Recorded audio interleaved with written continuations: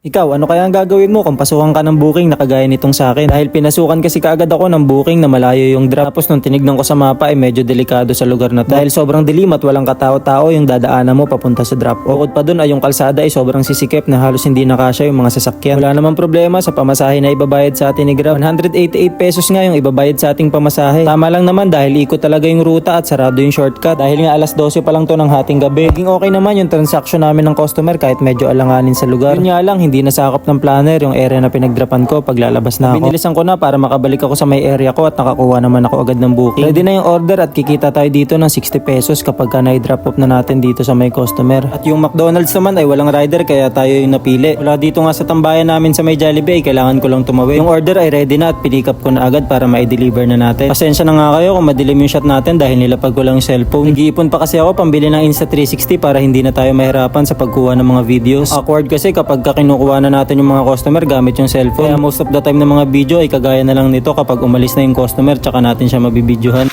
Sakto 5 AM na guys at uwi na muna tayo dahil kailangan natin umidlip sabay hatid natin si Madam mamaya.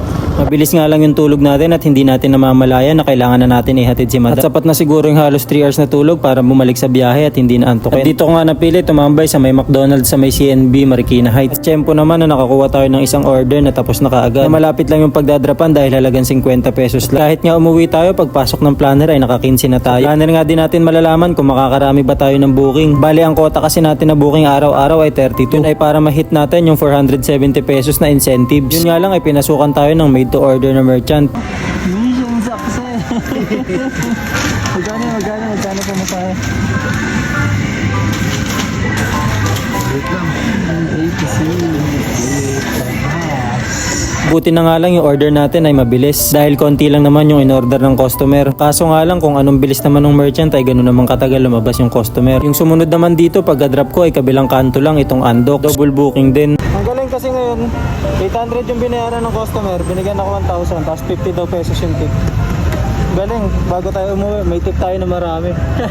Pagka uwi naman ay hinugasan ko na kaagad si Maxi dahil madungis na rin talaga. Dahil araw-araw natin siyang ginagamit, kailangan malinisan natin siya kahit 3 beses sa isang linggo. At gusto ko lang din palang i-share sa inyo yung teknik ko sa paghuhugas ng motor. Una ko nga palang sabunin yung harapang part ng motor tapos babanlawan ko rin kaagad. Kasi kung sasabunin ko na rin yung buong katawan, maaaring matuyo lang dun yung sabon sa harapan. Dahil dishwashing liquid lang kasi yung ginagamit ko at wala pa tayong brand na ginagamit. Kaya kung may alam kayo na maganda pang car wash, i-comment nyo naman dahil bibili tayo. Yung ganitong teknik, ginagamit ko na siya dati mula pa nung nakabisikleta pa lang ako. Hanggang sa magkamotor na lang ako, ito na yung nakasanayan ko. So far, okay naman dahil hindi natutuyo yung sabon at hindi naiiwan dun sa harapan. Tapos ang ilalast part ko na yung mga gulong at yung mga mismong madudumi talaga. Para yung sabon na marumi sa garapon ay doon na mapupunta sa mga maduduming part at hindi sa fairings. Na maaaring mag-cause na mga gasgas dun sa kaha nyo dahil may mga buhangin-buhangin na siyang kasama. Pagputok nga nung gabi ay minalas-malas ako dahil lagi nga yung panggilid ko. Dahil yung pinion gear dito sa may kickstart ay kumukod-kod lang dun sa may corona na nakakabit sa drive face. Kaya ang ginawa ko na lang ay binaklas ko na lang to tsaka ko na lang siya gagawin kapag nasa bahay na ako at kompleto yung gamit. Isa pa yung solo ka lang gagawa dahil wala yung mga tropa mong ang galing tumulong, talagang literal na tulong.